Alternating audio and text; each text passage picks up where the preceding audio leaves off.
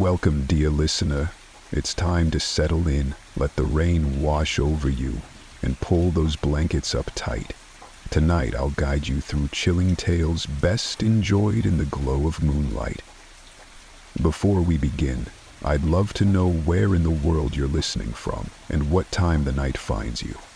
If there's a story you're hoping to hear, don't hesitate to let me know. Now, are you ready to journey into the shadows?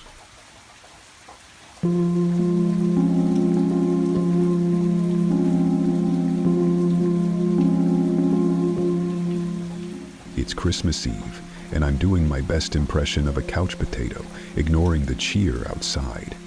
While the world is lit up with festive joy, I can't bring myself to care. Christmas, in my opinion, has become just another commercialized cash grab. So, here I lie, phone in hand, mindlessly scrolling through social media, trying to ignore the relentless holiday posts. My night is going just fine until the doorbell rings.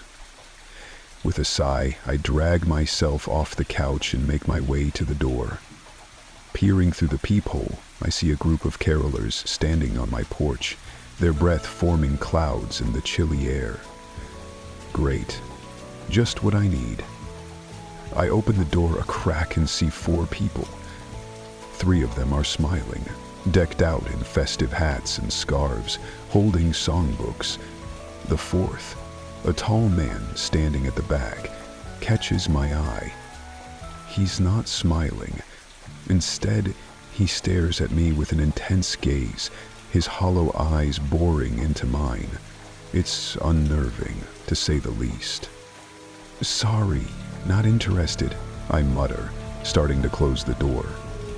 "But we've come to spread Christmas cheer," one of the carolers, a woman with a jolly voice, calls out. I pause, my hand still on the doorknob. "No thanks," I say firmly and shut the door. As I turn away, I feel a chill run down my spine. Glancing back, I notice that the tall man is still staring at me through the small window in the door. His gaze pierces me, and for a moment, I feel a strange sense of unease. Shaking it off, I chalk it up to holiday weirdness and return to my cozy spot on the couch. I resume my mindless scrolling, trying to forget about the carolers. However, my phone decides to buzz, interrupting my boredom. I glance at the screen, expecting to see a notification from one of my social media apps. Instead, I see a text message from an unknown number. "Well, did you do that?" My heart skips a beat. Who is this? How did they get my number? I stare at the message, unsure how to respond. Assuming it's some sort of prank, I decide to ignore it. But then, my phone buzzes again. "You could have at least listened to a song we practiced for weeks." This time I feel a prickle of unease. How do they know? I didn't listen to a song. I didn't say anything about their singing. My thumb hovers over the reply button, but I hesitate. Deciding that a movie might take my mind off this strange encounter, I turn on the TV and put on a comedy. I try to laugh along with the characters, but my heart isn't in it. I keep glancing at my phone, half expecting another text. Halfway through the movie, my phone buzzes again. With a sense of trepidation, I check the message. "You shouldn't have been so rude."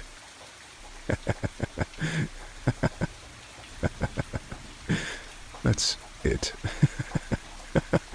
This isn't funny anymore.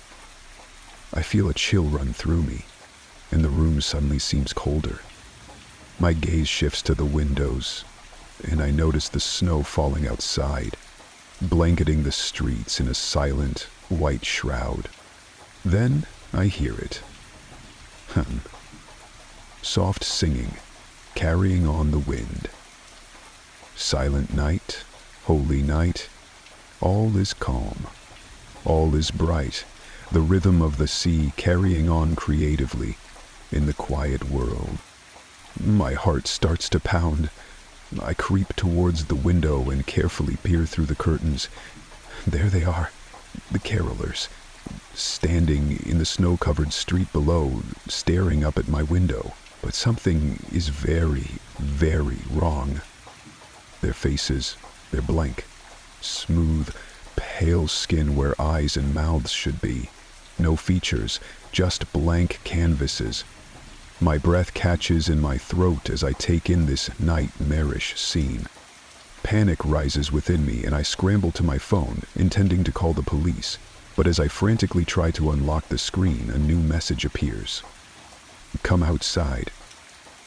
The singing grows louder, the words distorted, like a broken record scratching out the same tune over and over. My heart is pounding so hard I can barely hear myself think. Against my better judgment, I fling open the door and shout into the cold night. What do you want from me? The street is empty. The carolers are gone. Relief washes over me, but it's short-lived. As I turn to go back inside, my eyes fall upon my front door.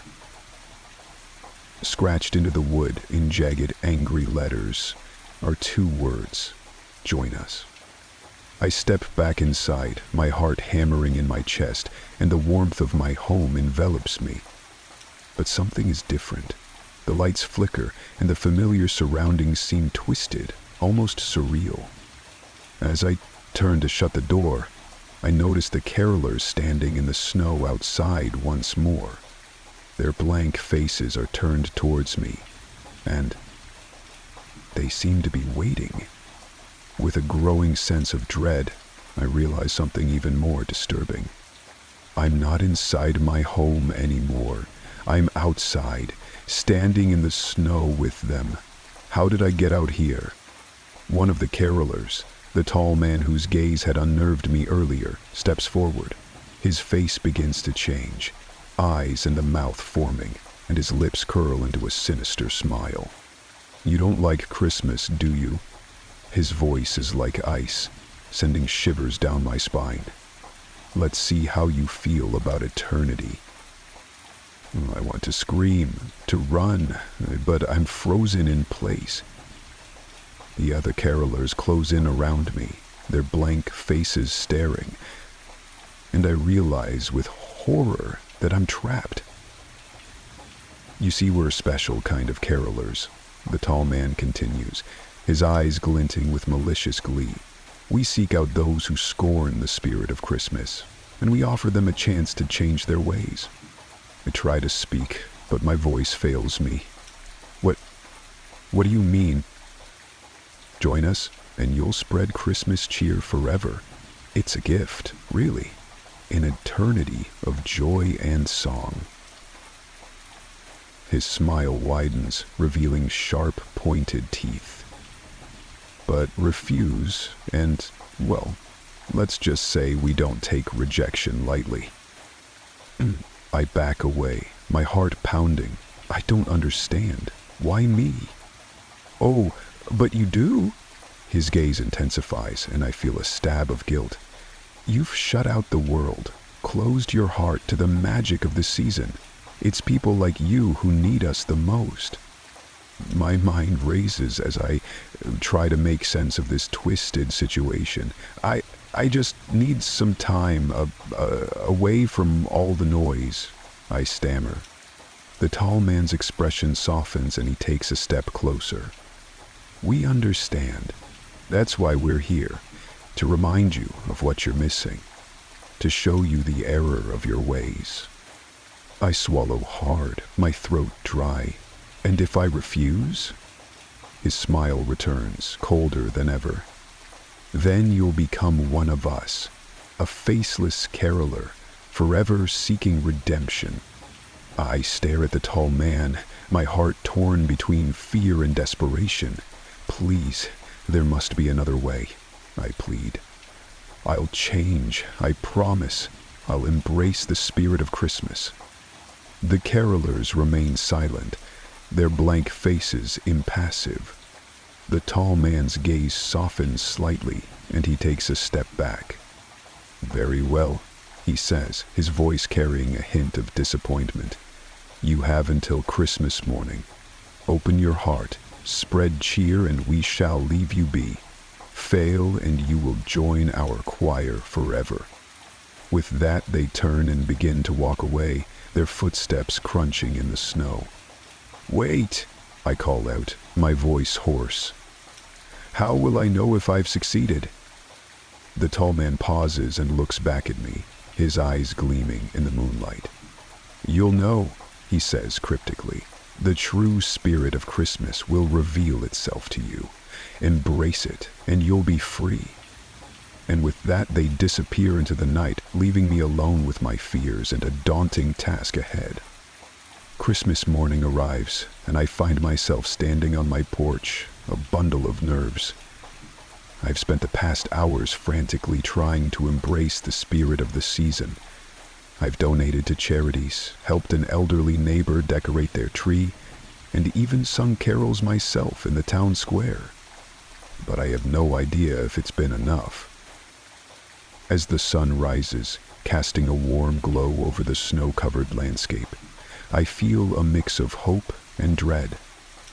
Today is the day I find out my fate. Stepping outside, I take a deep breath of the crisp morning air. The world seems brighter, more vibrant than I've ever noticed before.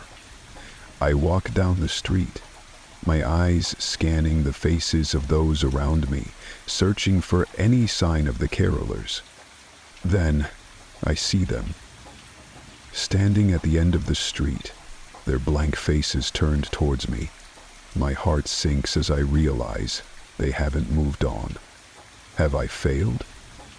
With hesitant steps, I approach them, my hands clammy with sweat. Have I done enough?" I ask, my voice shaking. The tall man steps forward, his face once again fully formed, eyes piercing. "You have indeed spread cheer," he says, his tone neutral. "But has your heart truly changed?" I swallow hard, searching for the right words. I think so," I say, my voice gaining strength. "I've come to realize that Christmas is about more than just gifts and decorations.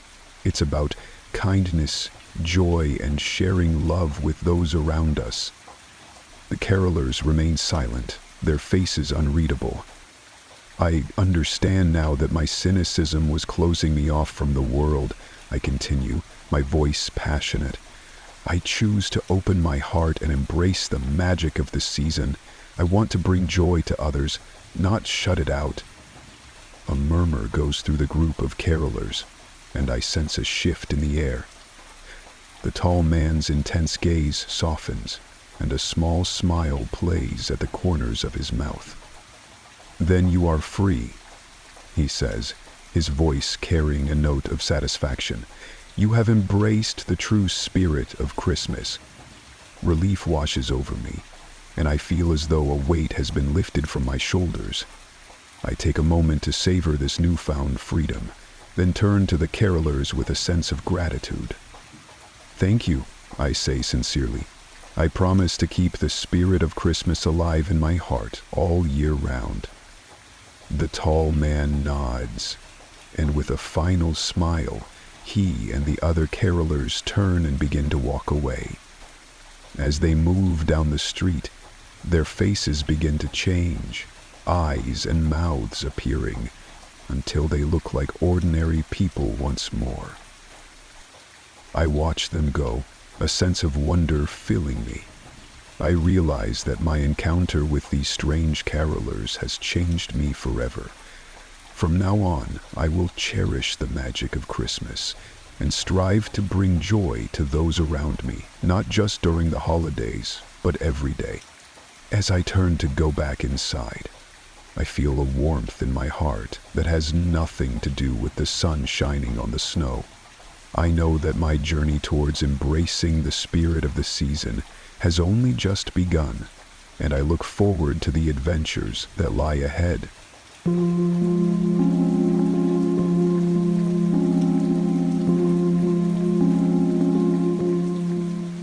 It was Christmas Eve, and as per tradition, I was spending it alone.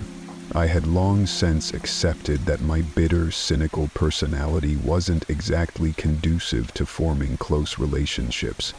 So, I resigned myself to another year of cheap whiskey and terrible Christmas movies, doing my best to ignore the cheerful celebrations happening all around me.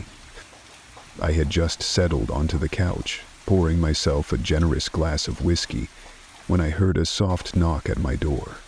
Startled, I paused, unsure whether to answer.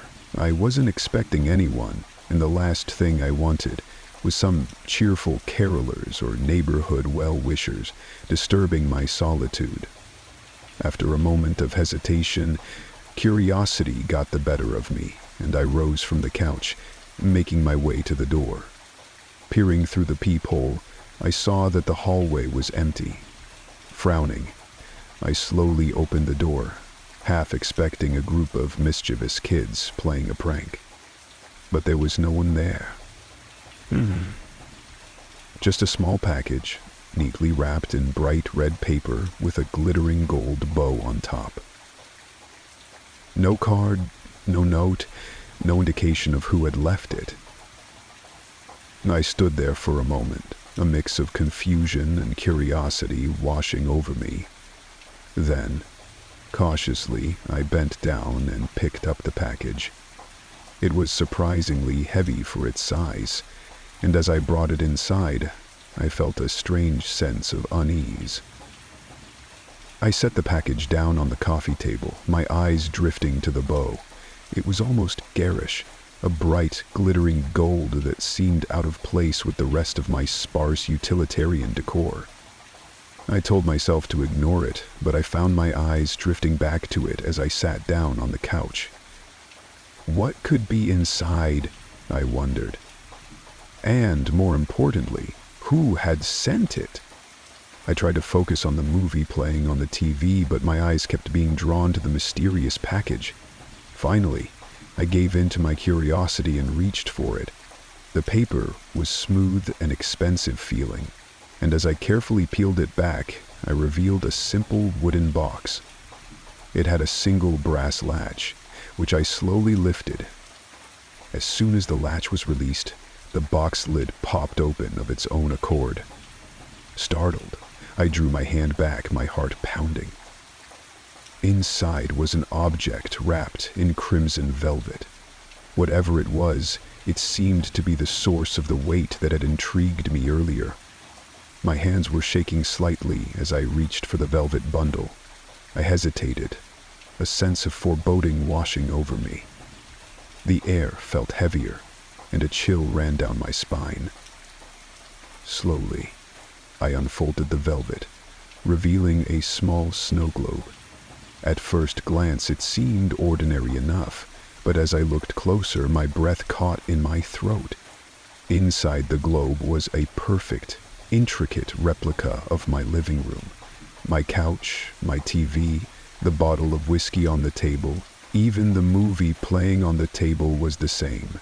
Tiny snowflakes swirled around the scene, giving it an eerie, dreamlike quality. I shook the globe gently, watching the snow fall. But then I noticed something that made my blood run cold. There was a tiny figure sitting on the couch inside the globe. A figure that looked exactly like me. My hands began to tremble as I studied the miniature version of myself. The details were astonishingly accurate, from the clothes I was wearing to the way my hair fell over my forehead. And then, as I stared, the figure moved. It glanced toward the front of the globe, as if it was looking directly at me. With a cry of surprise, I dropped the snow globe, but instead of shattering, it landed on the table with a soft thud. The snow swirled violently inside, and a low, ominous hum filled the room. The lights in the room flickered, and the air grew even colder. I rubbed my arms, trying to ward off the chill that had nothing to do with the temperature.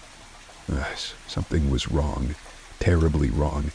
I felt like I was being watched, and my eyes darted around the room, searching for any sign of movement.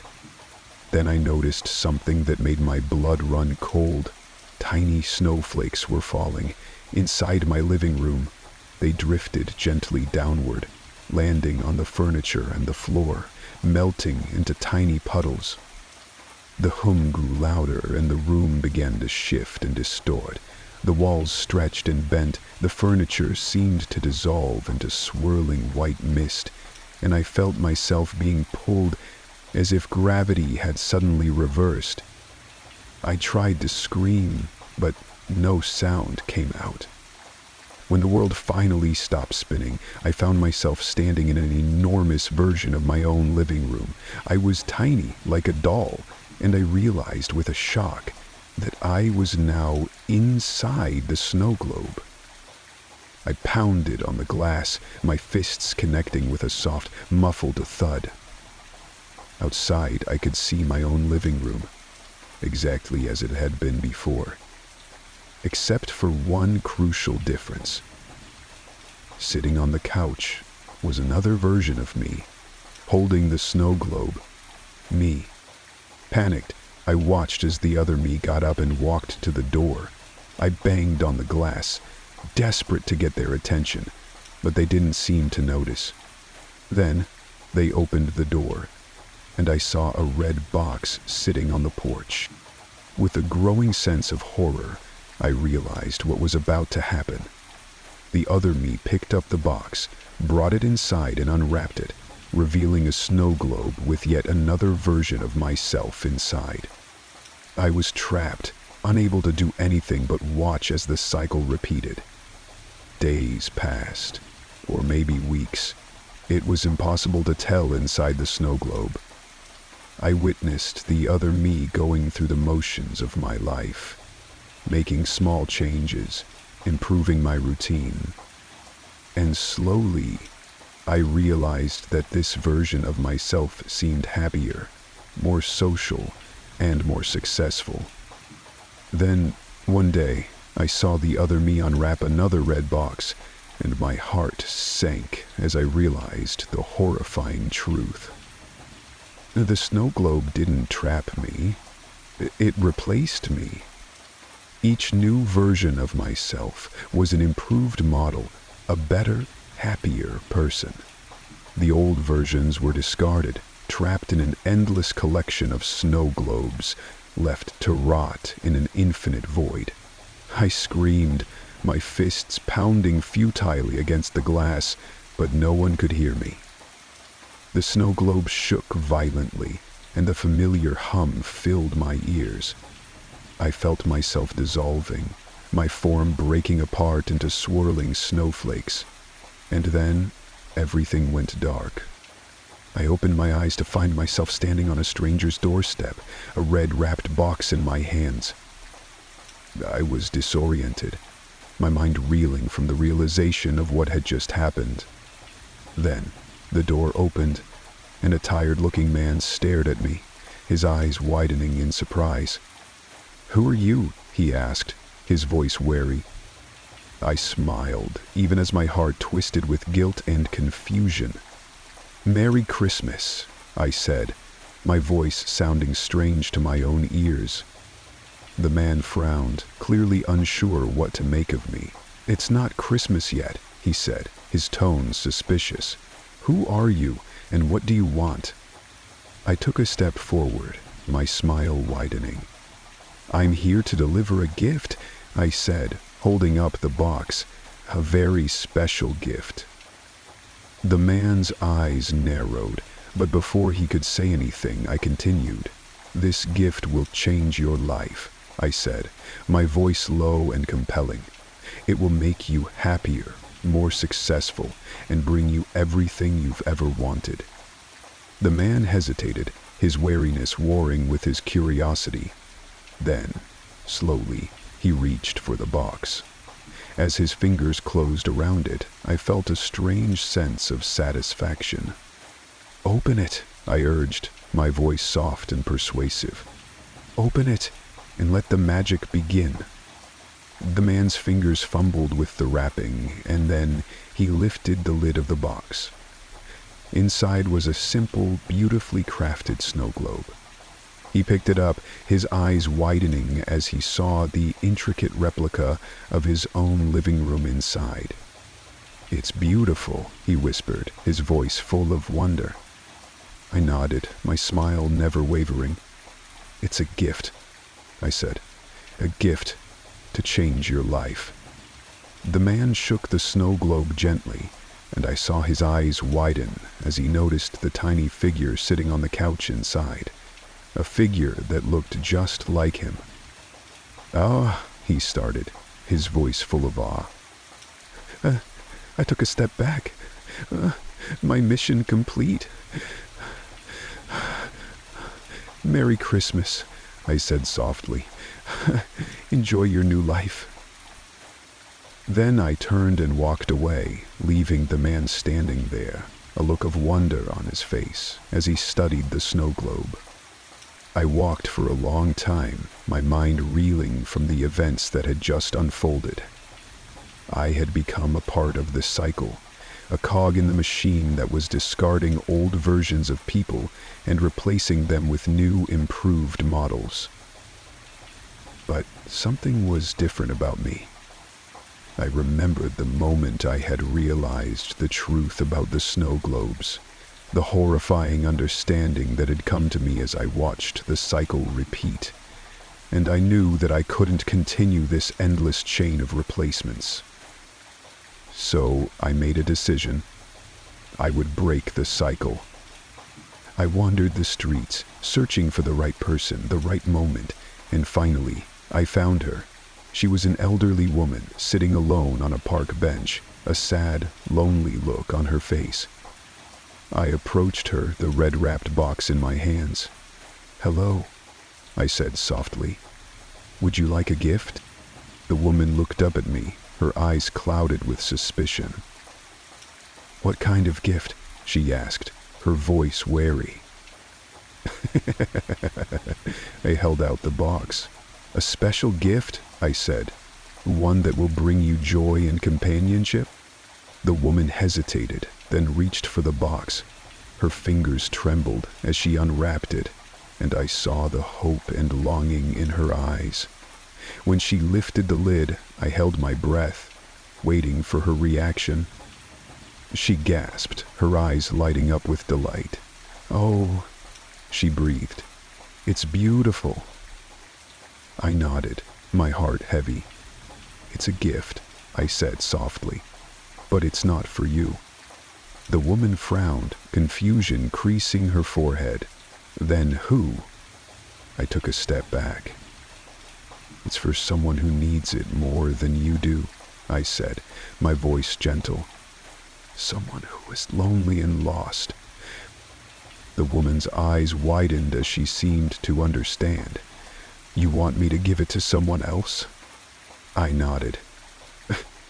"Give it to someone who is alone. Someone who needs a friend," I said. "That's the true magic of this gift." The woman smiled then, a soft, radiant smile that transformed her entire face.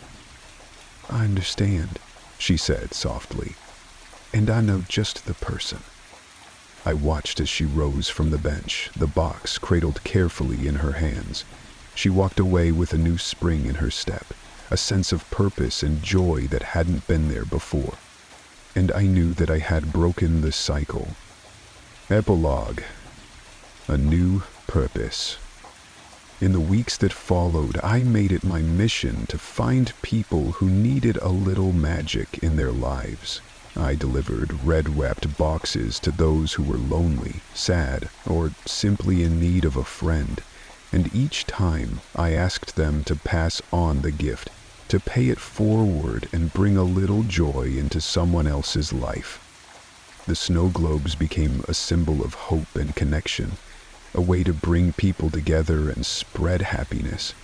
And slowly, I felt my own heart healing as I witnessed the joy and love that my gifts brought to others. I knew that I had been given a second chance, an opportunity to make a difference, and so I dedicated my life, to spreading joy, to breaking the cycle of loneliness and despair, one red-wrapped box at a time.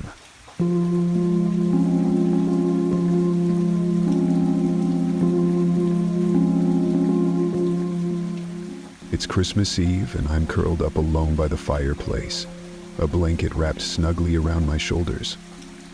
The twinkling lights on my perfectly decorated Christmas tree cast a warm glow across the room, reflecting off the ornaments with a soft sparkle. Soft holiday tunes play on repeat, filling the house with a cheerful ambiance. But as the night draws on, a sense of unease creeps into my heart. There's something about Christmas that has always niggled at me. Don't get me wrong, I love the season. The festive decorations, the carols, the spirit of giving. Yet, beneath the surface cheer, there's an underlying strangeness to it all.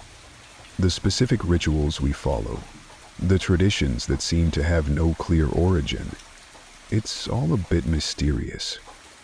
I've always been curious about the pagan roots of Christmas. I mean, who hasn't heard the rumors? The idea that this beloved holiday has a darker, more ancient history is intriguing, to say the least. So, as the clock strikes midnight, I find myself drawn to my laptop, eager to delve into the true meaning of Christmas. Little do I know that this curiosity will lead me down a path of horror and revelation. My research begins with the iconic Christmas tree, a symbol of the holiday itself. I discover that the tradition of decorating evergreens predates Christianity, originating from ancient pagan practices. The tree, a symbol of life and resilience during the harsh winter months, was believed to house protective spirits. Pagans would adorn the trees with offerings to appease these spirits and ensure their favor. As I dig deeper, I uncover more disturbing truths. The date of Christmas itself, December 25th, was chosen to coincide with pagan festivals like Saturnalia and Yule. Saturnalia, a Roman festival, was a time of chaos and debauchery, a stark contrast to the peaceful message of Christmas. Yule, a Norse celebration, honored nature spirits and the wild hunt, a terrifying procession of ghosts and spirits that rode through the winter skies. Every tradition I uncover has a darker origin. The tinsel, originally meant to attract spirits with its shine. The ornaments, once offerings to the tree spirits. Even the candles and lights used to guide the spirits to the tree. I realize that every year, without knowing it, we invite these ancient entities into our homes and perform rituals meant to control and appease them. And then I stumble upon something that sends a chill down my spine. A legend that speaks of the consequences of forgetting the true nature of Christmas. It warns of the spirits' wrath should we ever twist their worship and ignore their presence. My heart pounds as I read the ancient text, a sense of foreboding washing over me. I'm not sure what all this means, but I'm eager to find out. I glance up from my laptop, suddenly aware of the room around me. The Christmas tree, usually so comforting, now seems almost menacing. The lights flicker, casting eerie shadows that dance across the walls. A shiver runs down my spine as I imagine the tree coming to life, its branches reaching out like arms. Nonsense, I mutter, trying to shake off the paranoia that has settled over me. I close my laptop, deciding that enough is enough for one night. But as I turn to head upstairs to bed, I hear a faint whisper that sends ice coursing through my veins. Do you see us now? My heart stops. The room feels frozen and I can't move. Slowly, my eyes are drawn back to the Christmas tree.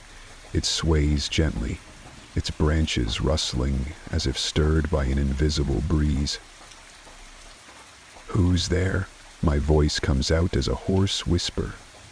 The tree remains still, but the whispers continue, surrounding me like a chorus of ghosts. "You brought us here. You always have."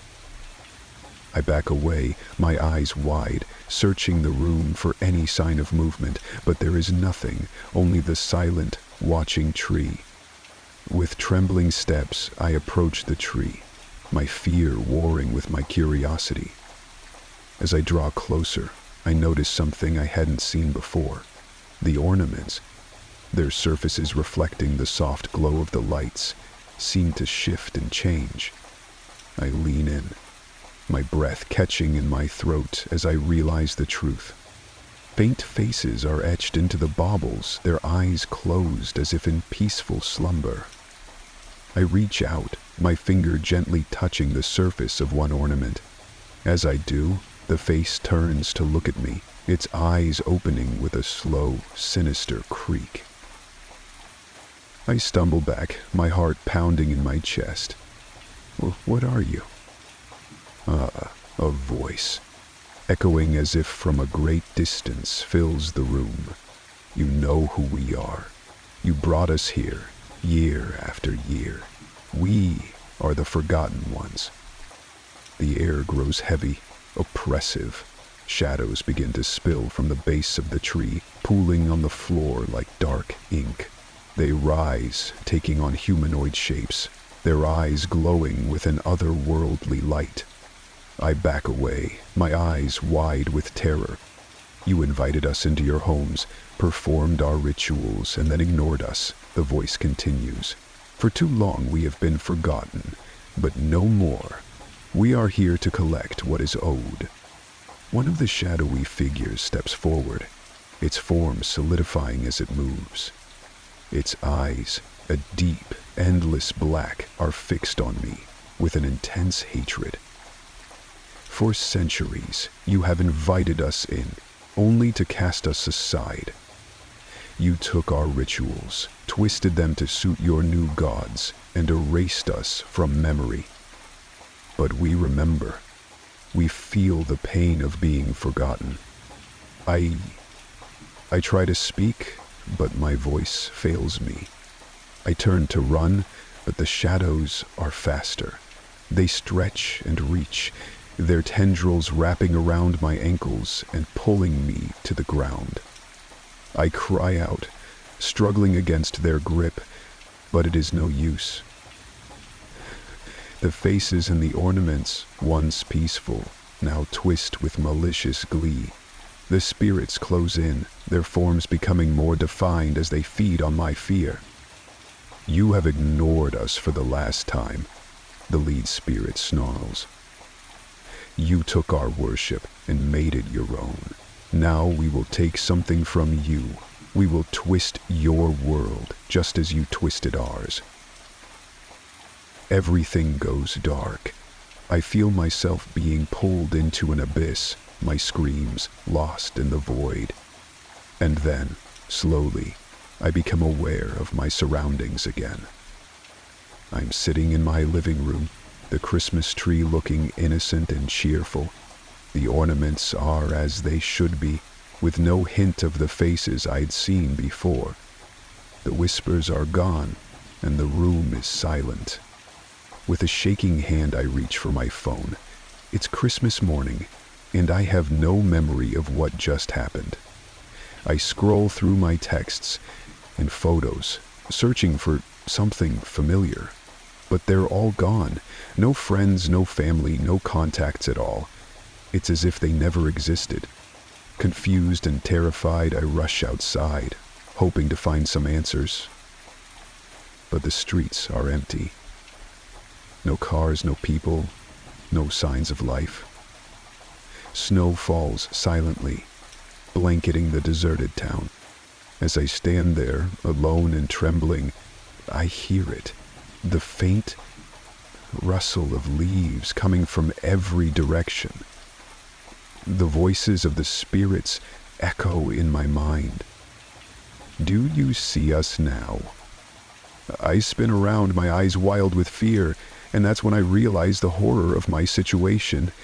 The world has changed. The spirits have taken over, erasing humanity and leaving only those who summon them. I am alone, trapped in a world where they are the dominant force, surrounded by an endless forest of evergreens.